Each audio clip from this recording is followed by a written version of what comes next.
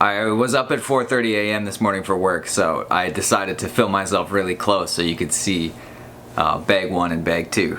I was trying to think of an idea for this video, and I was on my way home from work the other night, and the memory of this story just washed over me. This is about my most significant encounter with the police. So back in the day of 2014 or 15, I was in high school.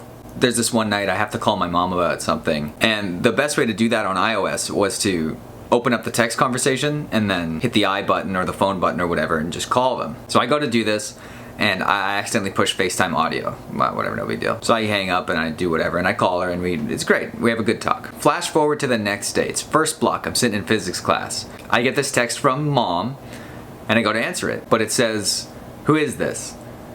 And I'm like, my mom proudly identifies as somebody who doesn't know much about technology, so the idea that maybe she deleted my number or got confused or something, or just something happened like that, it's not ridiculous. So I'm sitting there with my friend in class and we decide, ha ha ha, gonna mess with her. It's like, it's my mom. She knows this is me, right? So naturally the first thing we decide to do in response is to text back, "Your worst nightmare." I think that's like the only text I actually remember sending. I know there was conversation back and forth for some time, but whatever. So I say "your worst nightmare" and I'm being cryptic and hinting. So this peaks when I get my friend to take this picture.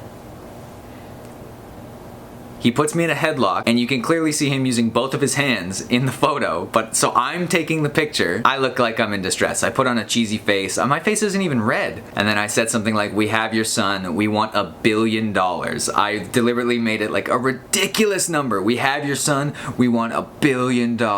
And then nothing. I don't hear anything back for a little while. I think another block passes, and then just before lunch I get a text that says, "Don't worry, buddy. Constable so-and-so has been informed and is on the way to the school." And I'm like, "Constable so-and-so? What do you mean?" I'm sitting in the cafeteria with my friends and I get a phone call from my real mom and I answer it and she's screaming and she's crying and she's hysterical and she's like, "What the fuck's going on? What is going, where are you? What's happening?" And she has no idea what's taking place. She believes me to have been kidnapped. I go, whoa, it's just, I'm at school right now. What do you mean? What's going on? I'm in the cafeteria. It's lunchtime. So what had happened was my mom just changed jobs and she had an old work phone. And the work phone number was the one set up for default with FaceTime audio. I'd accidentally called her old work phone the night before. This person then responded the next day, but she was still saved as a contact in my phone as mom. She takes it upon herself to actually call the police for real. And so the police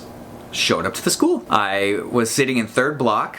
It was like kind of like a spare basically, but we had to sign in with the teacher. And I walked up to the teacher and I said, "I'm probably gonna get pulled out of this block." And she's like, "What do you mean?"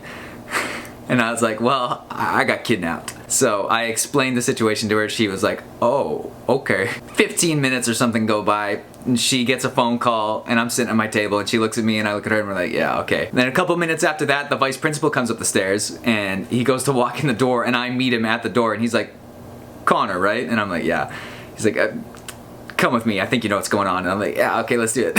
So I walk down with him to the office and we go into the office and there's this nice man, I can't remember his name, Constable something, but he has his, he has his jacket on and he doesn't look like a cop, but he's got his jacket on, he's got his little foldy notebook like they do in the movies. It was all real. And we sat there in this little meeting room. It was this big room and it was just the three of us and I explained the whole thing and he's taking notes and then he like flips it up and he's like, "Well, nothing's gonna happen here today." The vice principal, I had him in middle school. He was kind of known for being a bit of an uptight guy and he cracks a smile and he's like, "Well, this is really funny. I think I'm gonna have to tell this story for a long time coming about that boy that got kidnapped." Can you believe my mom actually ended up in real hysterics and actual police resources were used to try and find somebody who hadn't been kidnapped?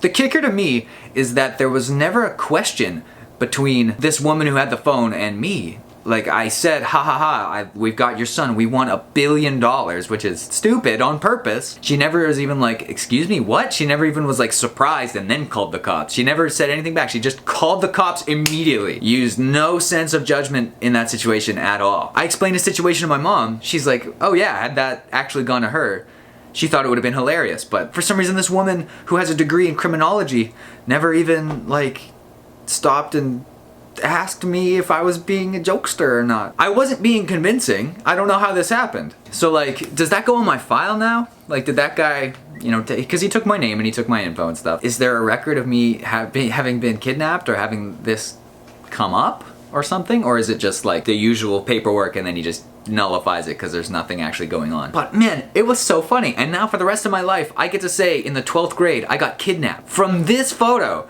Look at this thing. It's like, it's the least believable photo ever.